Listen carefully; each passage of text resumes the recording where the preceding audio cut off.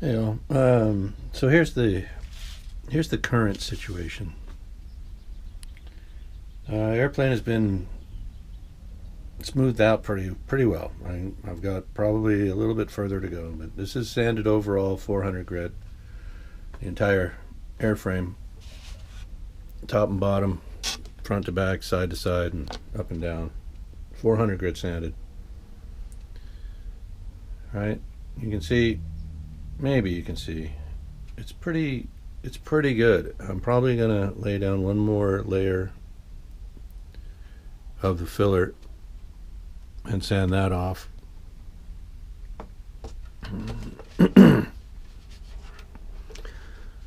And now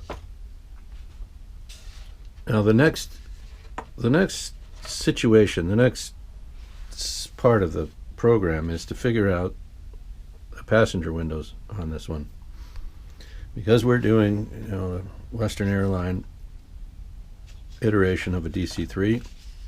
We need windows. Now the kit provides a couple of things. They provide these cardstock windows that are just shaded light gray, and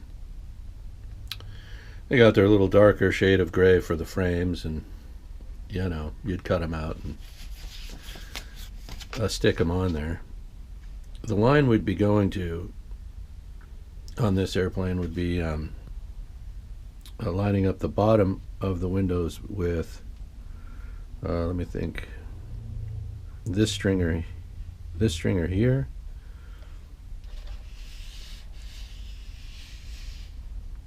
which puts the bottom of the windows about in line with the bottom of the cockpit cover, and the top of the windows just above the bottom of this window line, which is how they appear in photograph. So let's see, something like, actually a little bit lower, about like that. If we're looking at that first window in the cardstock related to this window here, something like that. Now these windows on here are probably oversized, and what I'd be doing is cutting the frames off and just using the lighter shaded gray, and just laying them on properly spaced and at the right locations, and then coating everything with the sand and seal, which would kind of harden the cardstock a little bit, if you will. The other thing that's provided as far as the windows go is this decal, or these two decals, which have the windows cut out and colored white. And you can see how much smaller these windows are,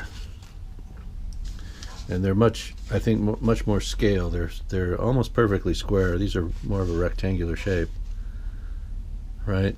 You can see the difference there. These are much smaller than what's on here, and these are, to my eye, oversized just a little bit. So, but I think just cutting the frames off and just using the lighter shaded gray areas, even though they're rectangular, I think it'd be all right. And there are 7 for each side, which is okay. The DC-3s went through a couple of different variables with as far as the windows go. Some had 7 or 8 on each side. And so we're going to land somewhere in between on what I'm going to use. The other possibility was to use these as a template, cut them out to the smaller size here, and just use each one as a template and draw the black line, and then cut away and open the windows such that something like this could be then inserted. If we cut these out of acetate, I could use packaging material, a thicker acetate, thicker than what's provided here. If you picture like I don't know, the kind of plastic you'd find over, let's say, hand tools. If you bought, a pair of wire cutters or something that were that were packaged, blister packed. It would be that thickness of plastic, something stout, and then that could then be inserted into each of the openings that I cut. And with that, I could either paint the back sides of those with an opaque, like a clear blue or a clear gray color, something, like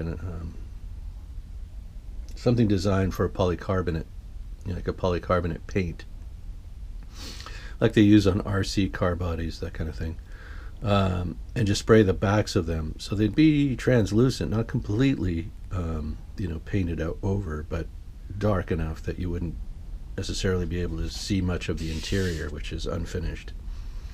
So, there's a couple of different ways I was thinking of going. Now, because the lighting didn't quite pan out, and I didn't get the quality of the lighting that I thought I was getting. I mean, the lighting itself is fine. I messed it up and somehow eliminated this landing light and the starboard green light. So let's just say that as far as the lighting aspect of this build went, we didn't get a perfect score on that. We're somewhere around the 50% of the lighting that I was hoping for. So in light of that, in light of the lighting failure, I always adjust, the amount of work I'm going to do on a project based on how it's going. If we're going sailing along, we'd had all the lighting had been perfect, the rest of the build as it is, I'd be leaning more towards cutting these out. As it is now, I'm leaning more towards pasting these on and then sealing them, to get so they don't look as stuck on as they're going to look when I first initially lay these on there. If I go over them with a couple coats of sand and seal over all the airplane and over these, they'll blend a little bit with the fuselage, which will be good. It'll also help me when it comes time to tape these and mask them off for the paint scheme. I should be able to peel that light tack tape off without pulling the paper apart, if you will, or lifting it off of the airplane. Those are my concerns if I do this and then start masking and painting, is that somewhere in the process the tape is going to adhere too strongly to these and do damage when I go to unmask them. So these are all real concerns. What would I do if that happened? We would have the paint applied, I'd be unmasking, and suddenly these are separating or lifting off of the airplane. That would be bad. I'm not going to sit here and lie and say that I'd be okay with that. I'd have to figure out a new plan. Anyway, these are all the things that I'm dealing with at the moment. Usually with these projects, if I come across a challenge or something to deal with like this, the answer presents itself pretty quickly and I can move on. This is a stickler. I'm really concerned about how this would go if I use these and mask over them, versus cutting out these windows and doing all that extra work, which would be a pile of work. We're talking about 14 cutouts that would have to be pretty perfect, and then the acetate sized right, and then the problems with those punching in or out. I'd have to frame them probably from the inside so they couldn't be punched in by handling the airplane. And so this is where I'm kind of not hesitating, but this is where I'm standing at the moment on the project. We're standing still for a minute while I think about exactly what I want to do with those windows. Okay, we got the motors, the propellers sorted out, the cowlings fit, everything else is rolling along. Landing gear is going to look good when I get it all dialed up. The airplane should look fine. It should be a very decent representation, hopefully, and then it comes down to that paint scheme. I've got to execute that scheme. Lots of stripes, lots of straight lines and clean edges, that are going to be required. It's red over white, you know, which if there's any bleed through of that red, it'll be hard to, you know, difficult to deal with and repair any of those, you know, any of those kinds of flaws. So, but you know, this is what you do when you take on a project. You know, figure out how to deal with stuff and get things done. So that's the stage we're at. It's just working out how to get those windows right, and also I'll be working up the cowling flaps you see above the windows on this cardstock. So we'll get those rolling, and then I'll get the cowlings. They need those oil cooler, I don't know what you call them, oil coolers that attach underneath the cowling.